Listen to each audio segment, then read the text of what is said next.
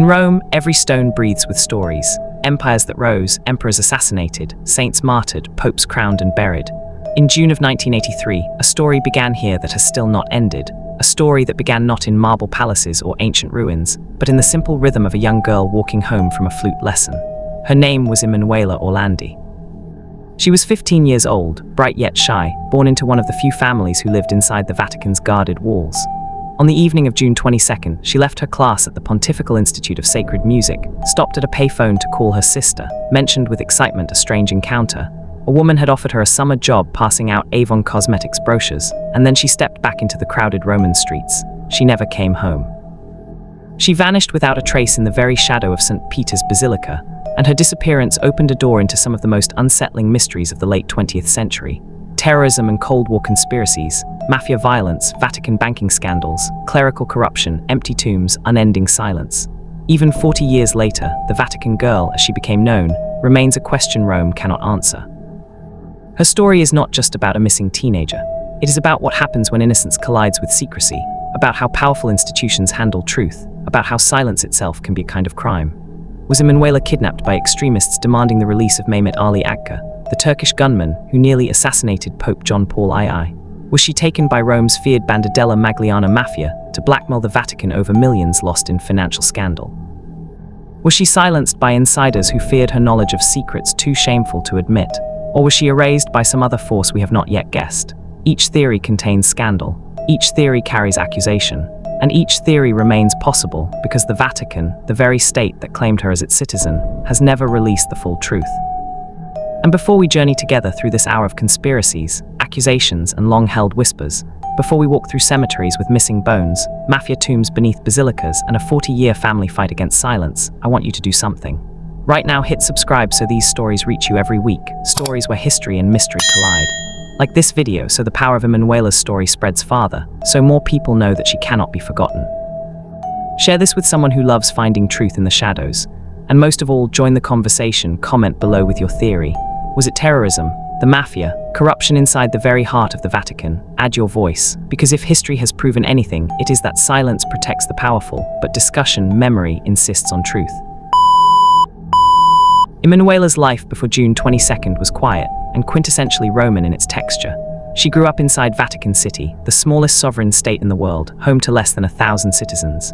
Imagine life in that enclave, mornings punctuated by the bells of St. Peter's, afternoons spent watching Swiss guards in colorful uniforms, gardens tended by one of the world's most secretive governments. For tourists, the Vatican is radiant with art and holy ritual. For a child like Emanuela, it was simply home. Her father, Urkel, worked for the prefecture of the papal household, managing papal ceremonies, giving the family privileged housing inside the walls. Her siblings, 4 in total, and Emanuela attended schools outside, venturing into Rome daily like waves leaving a tide pool. She was musically gifted. She practiced the flute diligently, her lessons held at the Pontifical Institute of Sacred Music, a prestigious school near Piazza Venezia in the heart of Rome. Shy yet approachable, her friends recalled a girl with dreams and nervous habits, a teenager who bit her nails when anxious but who smiled when playing music. She liked pop songs, fashion accessories, laughter. There was nothing extraordinary. And perhaps that is why her fate hit so hard. She was ordinary in every way until she was not. On June 22, 1983, she left the Vatican for her class. Rome's heat shimmered on the pavement, traffic roared. At roughly 7 p.m., she called her sister from a phone booth. She sounded distracted but upbeat. She spoke of the woman who had offered her the Avon job. The idea seemed innocent, handing out samples at fashion shows, a little money, a little independence. Her sister noted the detail, and Emanuela ended the call. It was the last time her family would hear her voice. No one saw her return. Night came, midnight passed, her parents reported her missing. In the morning, posters were designed and printed.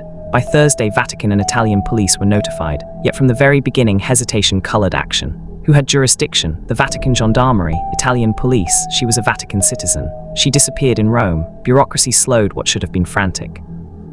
That first night, her family did not sleep. They paced, they phoned her friends, they prayed. By morning of June 23rd, they were in Rome's streets seeking her. The Orlandi children plastered photocopied flyers on telephone poles, Emanuela's photo staring back, framed by the word "Scompassa," missing. And strangers paused, rayed, moved on, not realizing they were staring at the beginning of a saga that would outlast popes. And then came the voice. The house phone rang. Pietro answered. A man with a slight accent claimed to have Emanuela. She was safe, but she would only return if Mehmet Ali Agca was released from prison. It was impossible, grotesque, unbelievable. Yet hope clings to even grotesque claims when a sister is missing. Pietro noted the accent, the phrases. Later that day, another man phoned identifying himself as the American, repeating the same story, layering details about Emanuela's appearance to convince them he was genuine. Was it a terrorist cell? Were the Grey Wolves truly in Rome, using a Vatican teenager as ransom for the Pope's shooter?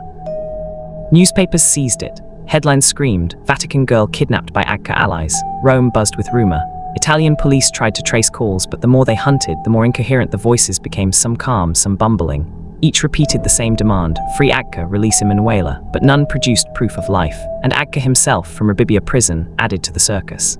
At times he swore she was held by Grey Wolves in Rome. At others he claimed she was already abroad, secreted in convents. Then he changed course entirely, denying knowledge. He seemed to enjoy watching the vortex whirl. Emanuela's family read the papers, heard the theories, and waited by the phone. But their home, where once laughter rang, now echoed only with absence and possibility. Was she truly held by foreign terrorists, or was this a smokescreen? And if so, who placed it? The first week of Emanuela's disappearance was a storm of confusion and half-formed stories. Rome's heat pressed against cobblestones, journalists swarmed, and the Orlandi apartment inside Vatican walls remained sleepless as phones rang with voices they could not believe and could not ignore. The idea that their sister, a shy 15-year-old who adored her flute, had been kidnapped by international terrorists sounded like the kind of tale spun out of air, and yet it was the only one they had. To understand how this theory rooted itself, we have to step back 2 years, to May 13, 1981. St. Peter's Square packed with pilgrims, bells rising into crisp spring air, Pope John Paul II in his white cassock standing in his open vehicle. The Pope waved, reached, blessed. Then gunshots cracked. Mehmet Ali Agca, a 23-year-old from Turkey, had raised his Browning pistol and fired into the pontiff at close range. Bullets tore into John Paul's abdomen and arm, blood spilled across his white garments, and the square fell into chaos. The Pope was rushed to Gemelli Hospital. He survived barely, but the assassination attempt shocked the globe. Why a Turk? Why here? Why now? Agca was no ordinary gunman. He was a member of the Grey Wolves, an ultra-nationalist far-right Turkish organization, violently anti-communist, already responsible for thousands of deaths in Turkey during political turmoil. Yet this was not simply an act of Turkish extremism. Analysts whispered of deeper strings. Was it Bulgaria, acting as proxy for the KGB? Was it an Eastern Bloc retaliation against John Paul's role in supporting Poland's solidarity movement, which was eroding Soviet influence? Theories stacked on theories. Western intelligence believed Moscow might have ordered the strike. The Kremlin, of course, mocked the idea. What mattered is that John Paul II, already regarded as a towering enemy by Soviet hardliners, had almost been killed by a follower of a ruthless paramilitary faction. And now, 2 years later, voices called the Orlandi household claiming Emanuela was in the hands of those same Grey Wolves, used not for money or vengeance but for a trade, her life for Agca's freedom. The timing seemed morbidly elegant. Agca was imprisoned at Rebibbia prison in Rome. To secure his release would be beyond absurd for Italian justice, yet the calls kept flowing. The so-called American caller spoke fluent Italian with a foreign lilt and casually dropped details about Emanuela's clothing and appearance, as if to prove authenticity. Others identified themselves only as friends. Some insisted she was fine, being treated well, but that John Paul II himself had to intervene. Imagine the psychological torment. One night you kiss your daughter goodnight, days later you are fielding ransom calls mentioning the Pope's near assassin. Italian intelligence tried frantically to follow the trail, but technology of the 1980s was crude, and the calls evaporated before they could be placed. Agca himself seemed thrilled by the fresh stage. From behind bars, he began giving interviews, alternating between contradiction and spectacle. In one moment, he told journalists confidently that Emanuela was in Rome, held by his comrades. In the next, he said she had been spirited to Albania, another time to Vienna. Sometimes he claimed she was already dead, sometimes alive and safe, always inconsistent, always ensuring his name remained in headlines. But why would terrorists abduct a Vatican girl if their real target was the Pope's life? To legal thinkers it made no sense. To journalists it made perfect narrative. Every element was cinematic. Assassins, Vatican mysteries, Cold War conspiracies. The story galloped across media from Rome to New York. For the Orlandi family, who only wanted their daughter, it was agony disguised as spectacle. Each article enlarged possibilities and shrank certainty. Among Italy's underground political circles, the theory spread further. Some speculated that Emanuela was being held at secret NATO bases as part of clandestine negotiations. Others whispered of Eastern Bloc safe houses. the legend expanded far beyond the streets where she once walked. And yet, through all this noise, the fundamental fault line appeared. Though so much was said, no hard evidence was offered. No photo proving she was alive in terrorist custody. No recording of her speaking a keyword only family would recognize. No item from her school bag mailed as proof. Everything remained vapor. Over time, police began to doubt the Grey Wolf's explanation. The Orlandi family, desperate, still clung to any shred, but investigators began to suspect manipulation. Why? Because the calls, though consistent in their demand, felt fragmented. It was as though whoever placed them was reading from clippings in newspapers, not from knowledge, layering in small truths available to anyone with a copy of La Repubblica. And as headlines screamed Grey Wolves, Cold War Agca, other forces in Rome quietly exhaled. Because elsewhere in the city, a scandal of money and blood was rising so hot it could not be contained. The Vatican Bank was neck-deep in collapse with Banco Ambrosiano. Criminals were furious at unpaid debts. And Emanuela's disappearance in the swirl of Grey Wolves' headlines gave them space. If it was all international terrorism, then nobody would look too closely at certain piazzas in Rome, at certain syndicate figures. Nobody would trace too carefully the connections between holy accounts and mafia hands. Nobody would ask yet why a recent corpse hung beneath a London bridge with bricks in his pockets. But in 1983, the Orlandi family could not know. They sat in their Vatican apartment waiting for the phone to ring. Pietro remembers leaning against the wall, holding the receiver, listening to calm voices describe his sister as if she were an asset in a stock exchange. He remembers hearing Agca's name repeated, bargaining like a nightmare, and each time authorities urged patience. The Pope himself mentioned Emanuela publicly once, calling for her safe return. For her family, the Holy Father's words were hope, a validation that she still lived. Yet behind closed Vatican doors, little was done. The gendarmes investigated sluggishly. Documentation later revealed that the Vatican itself may have received far more phone contacts than it ever shared with the family. Why such secrecy? Even now, no explanation. Weeks passed. The Orlandi house was littered with clippings, notes, tape logs. Each promised an answer just beyond reach, but that answer never came. Later, analysts would look back at those July days of 1983 and say the Grey Wolves' lead was always a mirage, perhaps seeded intentionally, perhaps opportunistically adopted by hoaxers. Powerful criminals in Rome had both motive and knowledge to manipulate, and Emanuela became not merely a missing person, but a pawn on the greater chessboard of world conspiracy. Did the Soviet Union order a papal assassination attempt? Did Turkish extremists retaliate on their behalf? Was Emanuela kidnapped to break Mehmet Ali Agca free? Or was it just a cruel diversion run by others to cover mafia debts? That uncertainty is what fuels the myth. What we can know is this: never once did terrorists provide evidence she was alive in their custody. Never once did Agca's wild statements align with verifiable facts. And while the world stared at Ankara, Moscow, and NATO, the Vatican Bank scandal quietly deepened. Roberto Calvi's corpse swung beneath Blackfriars Bridge in 1982, and by 1983 that scandal had not cooled, it had only heated. The Grey Wolves theory did more than mislead. It distracted from far more dangerous truths brewing inside Rome's crime corridors, and soon the shift in suspicion would come. Emanuela's face, photocopied in black and white, papering shop windows seemed to demand it. Stop staring at Ankara, stop staring at Moscow, look beneath your own basilica, because answers did not dwell in foreign capitals, they dwelled in. With the Banda della Magliana whispers and Calvi's corpse still lingering in public imagination, the case might have calcified in the 1990s into unsolved history. Many missing persons vanish into obscurity after a few seasons, the family left to grieve privately while headlines move on. Yet Emanuela never faded. She never had the luxury of slipping into silence. Her story kept erupting every few years with fresh rumors, each one more surreal than the last. It seemed as though fate itself refused to let her vanish completely, layering strangeness upon tragedy, until even the stones of the Vatican felt they must hold secrets. In 2012, nearly 30 years after her disappearance, the pressure surrounding Enrico Renatino de' Pedi's tomb reached breaking point. His burial in the Basilica of Santa Pollinea had never ceased to disturb. Whispers that Emanuela was buried with him or hidden nearby would not stop. Conspiracies blended factual outrage with Gothic imagination. Finally, authorities ordered the tomb opened. Pietro and his family dared to hope. Was this it? Would their sister's remains at last be identified, giving them closure after decades of torment? Television cameras were there to witness it. Workers pried open the stone floor, exposed the crypt. Inside, de' Pedi's coffin sat large and illustrious, an earthly reward for his services to the church. Around it, bone fragments scattered as though hurriedly placed or disturbed. Samples were taken under bright forensic lights. Weeks passed as DNA tests ran, then the answer: no match to Emanuela. The bones were old, mundane, unconnected. Another cruel descent from hope to nothing. Yet what struck the world was not only the absence of Emanuela, but the presence of de Pedi's body there at all. Every photograph of his coffin in consecrated ground was a testament that crime and church had once been bedfellows so close. Even murderers could be sanctified with marble ceilings. For those who believed mafia theory, 2012 was proof. Maybe not proof of Emanuela's body, but proof of the Vatican's complicity.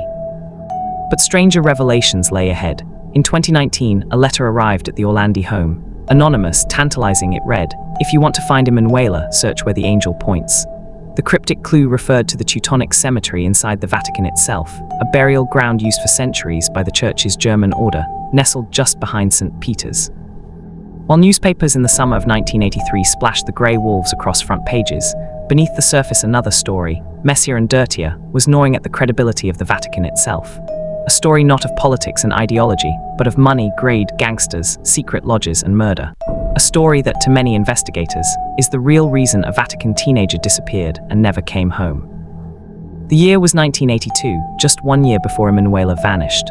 Roberto Calvi, the chairman of Banco Ambrosiano in Milan, one of Italy's major private banks, had built an empire of creative credit and shady offshore structures. He had powerful friends everywhere, politicians, businessmen, spies, and perhaps most fatefully, the Institute for the Works of Religion, better known as the Vatican Bank. The Vatican held shares in Ambrosiano and used Calvi to channel funds around the globe. When crises rocked Latin America and solidarity rose in Poland, Vatican money flowed with Calvi's help. But Calvi was not just moving Vatican funds. He was tangled with Propaganda Due, or P2, the clandestine Masonic lodge headed by the Shadwi Licio Gelli. This lodge ran like a hidden hand in Italy. Its membership list, revealed later, read like a who's who of power: generals, journalists, business tycoons, even police chiefs. P2 was credited with manipulating Italian democracy, fueling secret plots, even facilitating false flag terrorism attacks during Italy's Years of Lead. And Calvi, God's banker, was one of its financiers. He was also entangled with organized crime. The Banda della Magliana, the most feared syndicate in Rome at the time, had invested heavily through Ambrosiano. It was an ideal partnership. Their dirty drug money suddenly washed and multiplied, all under the protection of Vatican opacity. So long as Calvi delivered returns, everyone was content. But in 1981-82, the empire collapsed. Ambrosiano crashed in one of Europe's largest ever banking scandals, with nearly $1.5 billion unaccounted for. Investigations pointed straight toward Vatican links. Suspicious letters of guarantee signed by Archbishop Paul Marcinkus, the hulking American prelate who ran the Vatican Bank, effectively promising money that did not exist. Italian investigators tried to question him. The Vatican refused. Marcinkus invoked sovereign immunity. The Holy See shielded him from prosecution. As Ambrosiano fell, Calvi panicked. He wrote letters warning that he was a marked man, that if he were killed, secrets would die with him. He fled Italy, disguised with a fake passport, carrying cash. He turned up in London. Days later, June 17, 1982, dawn broke on a grotesque scene under Blackfriars Bridge. There, swinging from scaffolding, hung Calvi, his pockets stuffed with bricks, thousands in cash clipped to his belt, his tie knotted around his neck. British authorities initially listed suicide. Italians scoffed. The symbolism was too sharp. Blackfriars Fratineri echoed Blackfriars, the nickname for P2's Masons in their robes. The message was unmistakable: betrayal punished. Calvi's death sent shockwaves through Italy. His bank's collapse implicated the Vatican Bank directly. Testimony suggested Vatican money had been funneled illegally overseas. Rumors spread that Solidarity in Poland, the Pope's project, had been financed through Ambrosiano. But what most alarmed was the mafia's fury. Banda della Magliana in particular wanted restitution. Their investments had evaporated, and for criminals who killed without hesitation, billions were a blood debt. Now look at timing. 1 year after Calvi swung beneath Blackfriars Bridge, a Vatican teenager vanished. For mobsters who could no longer sue, no longer threaten Marcinkus into handing back cash, abducting someone beloved by the church would be the perfect message. And who more symbolic than a Vatican employee's daughter? Kidnapped on June 22, 1983, just as Ambrosiano trials picked up pace again in Milan. To mafia logic, brilliant leverage. This theory gained strength over years as details about the Banda della Magliana surfaced. The Banda was not a typical mafia family, but a coalition of violent gangs unified in the mid-1970s. They controlled Rome's heroin trade, gambling, kidnappings. They wielded influence in politics, cultivated ties with far-right extremists, even collaborated occasionally with intelligence services. They were ruthless but disciplined. And their leader in the 1980s, Enrico Renatino de Pedis, embodied that power. Charming, cold, unmistakably in control. He was both gangster and strategist, someone who could plausibly carry out an operation as delicate as abducting a Vatican teenager without being caught. Whispers began to circle that Vatican insiders might themselves have asked the Banda to apply pressure in ways deniable later.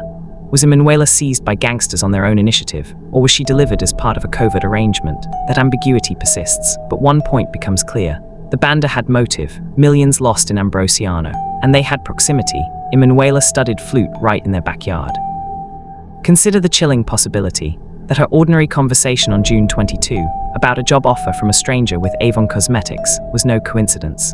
A lure, a pretext, that she walked willingly into a car or was coerced on the street by men connected to this whole vortex of Vatican money and mafia debts, that she became living collateral in negotiations scribbled quietly between mobsters and prelates. Years later, Enrico de Pedis was killed in 1990, shot down by rivals. When word emerged that he was buried not in a gangster's grave but in the Basilica of Santa Pollinea, a Catholic church near Piazza Navona, historically linked to the Pontifical Institute of Sacred Music, outrage erupted. Why was a crime boss lying beneath sacred marble, a place reserved for bishops, clergy and saints? Even de Pedis' mistress confessed, for services to the church. Services no one would detail, but everyone suspected. Journalists demanded exhumation. Rumors multiplied that Emanuela's remains had been stashed with him. In 2012, the tomb was opened under international coverage. His coffin was found, polished and heavy. Bone fragments discovered nearby were tested. For a moment, the Orlandis thought years of anguish were ending, that this was their daughter. Results returned negative. No Orlandi, another false summit in their climb. Yet the shock remained. A mafia don had been interred with papal blessing in a church connected to Emanuela's routine, as though crime and church had always been bedfellows. The Banda della Magliana theory remains, for many, the most logical. Strong motive, strong opportunity, chilling symbolism. Yet it has always floated without definitive evidence. Mobsters boasting decades later never provided proof of life. Gangsters notorious for loose tongues in old age stayed vague. Either they feared Vatican retaliation as much as police, or they never possessed her body at all. But most investigators remain convinced.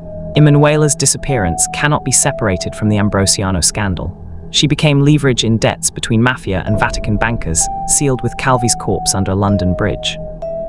And what of Archbishop Marcinkus, the man at the Vatican's banking helm? He lived on immune, shielded by Vatican sovereignty. Italian prosecutors issued warrants, he ignored them safely within papal walls. He denied wrongdoing, claiming political scapegoating. He stayed head of the Vatican Bank until 1989, retreating later to Arizona, where he died in 2006. He gave few interviews, never confessed, never admitted knowledge of Emanuela. Yet his looming silence felt to many like a denial too perfect. If Vatican officials truly knew nothing, Pietro still asks, why keep files sealed? Why not open every drawer, show every scrap, prove innocence by transparency? Silence screamed louder than accusation. In hindsight, the money trail theory holds weight where terrorism failed. Terrorists without proof. Mafia with motive. Calvi's bricks weighed against Emanuela's flute. The Orlandi family drifted from one theory to the next, each time guided not by police clarity but by media rumors, mafia hints, Vatican evasions. The disappearance of their daughter became entwined with international finance, with black-robed masons, with organized crime, with papal secrecy. Everywhere Pietro turned, doors closed. Everywhere he demanded answers, polite condolences brushed him away. Yet the shadows of Ambrosiano kept rising. It is here, with mafia whispers and bankers' corpses, that Emanuela's story truly changes tone. No longer is it a crime of individual malice, but a chess move in plays far beyond her youth. For in the underworld of Rome, girls like Emanuela were not seen as children, but as pawns. Pawns in games between holy men and bloody men, between accountants and assassins. And a pawn's fate is rarely recorded in history's books. 40 years have passed since June of 1983, and yet the absence of one girl continues to rattle one of the oldest institutions on Earth. At first glance, the story of Emanuela Orlandi is a simple tragedy. A teenager walks home from music lessons and never arrives. Millions of families across the world endure disappearances, and most fade into silence. But the Vatican girl remains, because in her case silence did not bury truth, it exposed something worse. It exposed a pattern in which every possible explanation is scandal, and every denial deepens suspicion. Think again on the theories we have walked through. Imagine if it really was the Grey Wolves, kidnapping the girl to ransom Mehmet Ali Agca out of prison. Then it was not simply a random crime. It means international terrorists penetrated Rome, that Cold War ideological wars had sunk their claws into Vatican streets, that the Pope himself could be ordered like a bargaining chip. Terrifying, but consistent with the paranoia of the 1980s. Now shift to the financial world of God's banker, Roberto Calvi. Either Emanuela's disappearance was tied to billions lost in Banco Ambrosiano, or we must swallow the coincidence that she vanished exactly as court hearings flared and mafia tempers erupted. De Pedis buried in a church near her music class, invested heavily in mafia Vatican errands. If it was mafia leverage, then the Vatican's own decayed finances cost a teenager her future. Worse perhaps still, if testimonies about abuse are true, then Emanuela's absence was not terrorism or mafia, but a cover-up to silence knowledge of vile crimes inside the Holy See itself. That possibility is harder to contemplate, but it remains impossible to dismiss, not after decades of revelations exposing church complicity across continents from Boston to Ireland to Chile. That theory, whispered for decades, finally boomed in public through Netflix's Vatican Girl, leaving millions with the image of priests and cardinals capable of devouring their own. Even the dead themselves refused to behave, 2 princesses missing from their tombs, ossuaries yielding bones that never matched, a mafia boss resting where bishops prayed. Everywhere investigators dug, absence stared back, as if the truth wasn't that Rome couldn't find Emanuela, but that Rome had made a religion of not finding her. And all the while Pietro has shouted, written, marched, interviewed, agging into the very living symbol of refusal. No brother was ever supposed to carry his sister's photograph that long, seeing his own face wrinkle while hers remains eternally 15. His voice is perhaps the sharpest indictment against 40 years of papal silence. He has accused John Paul II of knowing more than he admitted. He has accused Benedict XVI of stonewalling. He has accused Francis of compassion without disclosure. Every pope he confronted sidestepped with words of prayer. And yet the simplest act, the opening of all files, the surrender of full cooperation, never came. Silence itself becomes the central character. Silence is what allowed phone calls without follow-up. Silence is what sheltered Marcinkus in immunity. Silence placed De Pedis under church marble. Silence explained away empty tombs. Silence met Pietro's demands for truth. Silence acted like a force stronger than law, stronger than grief, stronger even than faith. But silence is also fragile when voices swell against it. Netflix exposed the case to tens of millions. Newspapers from Buenos Aires to Tokyo printed her name anew. Hashtags revived her photo in feeds around the world. Ordinary strangers who had never known her posted furious comments. How can this still be unsolved? That fury is perhaps her only weapon now, because pressure from outside has always been the only force to crack Vatican doors open a fraction. Without journalists, there would have been no De Pedis tomb opening. Without Netflix, there would have been no 2023 Vatican relaunch of investigation. And without Pietro shouting for 4 decades, the world would have long forgotten she ever existed. In that way, Emanuela has become paradoxical, the silent girl who makes the loudest noise. She lives in myth now more than in fact, invoked as symbol of institutional secrecy, remembered not only in Rome but worldwide. To say her name is to accuse silence itself, and that makes her unforgettable. But never lose sight of what the Orlandi family has always insisted.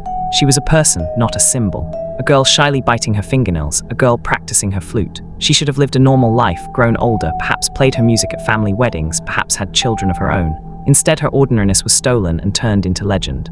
Their grief was turned into theories and documentaries, and they still, after 40 years, do not have her. So then the question becomes, how will you remember her?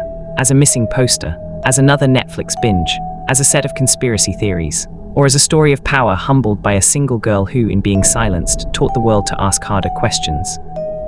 And this is where you come in here, at the close of this 1-hour journey through every whispered alley and sun-blasted piazza in Rome, because this case is not over. Even 40 years later it lives and breathes. It lives in files still locked away inside the Vatican. It lives in memories of witnesses who never spoke. It lives in the stones of Roman churches where bones refuse to answer. It lives in Pietro's agging voice, and it lives in every time someone speaks her name. So speak it, type it, keep it alive, share what you think really happened. Was she a pawn in Cold War terror? Was she leverage in mafia vendettas? Was she silenced within clerical secrets? Add your theory below in the comments, debate others, keep the questions alive, because questions are the only thing authority cannot control. And if you want these mysteries to reach more people, make sure you subscribe right now. Press that button so that each week more shadows of history are brought into light, like this video, because every click tells the system to share Emanuela's story further. Share this film with someone you know who loves mysteries, because memory grows when passed along. Do that and you become part of the pressure that has always been the only antidote to silence. Because silence is the weapon of the powerful, but remembering, speaking, questioning, those are weapons of the powerless. And in remembering the Vatican Girl, we prove that absence is not erasure. We insist that some questions do not die. So subscribe, like, share and comment. Join her brother in keeping her name alive. Let's not allow one of the strangest, darkest mysteries of the modern world to fade into quiet. Emanuela Orlandi, forever 15, stepped out of a music lesson and into history. And until the Vatican's silence breaks, until truth speaks, until her fate is finally known, we will keep speaking for her.